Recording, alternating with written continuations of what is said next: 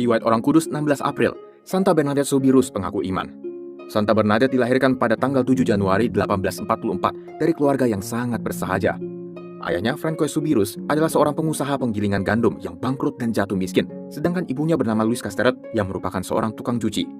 Sejak bayi, kesehatan Bernadette kurang baik. Ia menderita sakit kolera dan juga asma yang menyiksanya sepanjang hidupnya. Bukannya mengeluh, tetapi Bernadette mempersembahkan semua penderitaannya kepada Tuhan. Bagi Bernadette, sakit bukan berarti bebas dari segala tugas dan kewajiban. Ia tetap harus membantu ibunya mengasuh kelima adiknya, dan ketika Bernadette telah dianggap cukup umur, ia pun harus bekerja sebagai pembantu dan penggembala ternak. Suatu hari, pada tanggal 11 Februari 1858, suatu peristiwa yang luar biasa terjadi.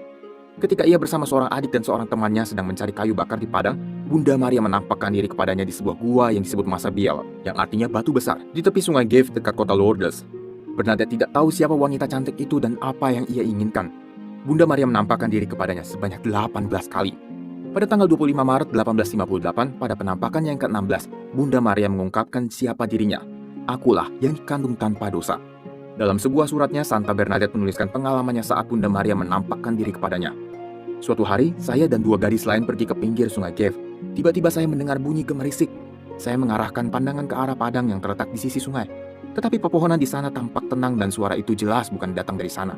Kemudian saya mendongak dan memandang ke arah gua, di mana saya melihat seorang perempuan mengenakan gaun putih yang indah dengan ikat pinggang berwarna terang.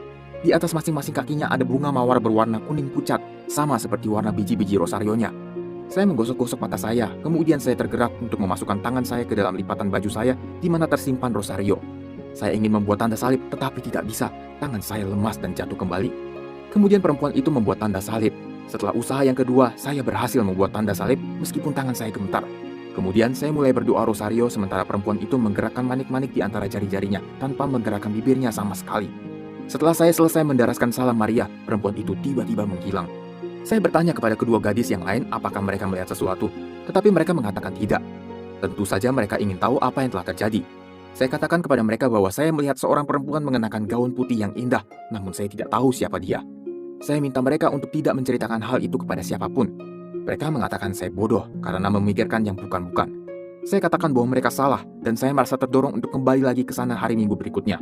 Ketiga kalinya saya ke sana, perempuan itu berbicara kepada saya dan meminta saya untuk datang selama 15 hari.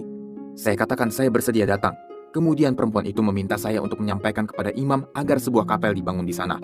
Ia juga meminta saya minum dari sumber air. Saya pergi ke sungai Gave, satu-satunya sungai yang ada di sana. Tetapi perempuan itu menyadarkan saya bahwa bukan Gave yang ia maksudkan. Ia menunjuk ke sebuah aliran air kecil di dekat situ.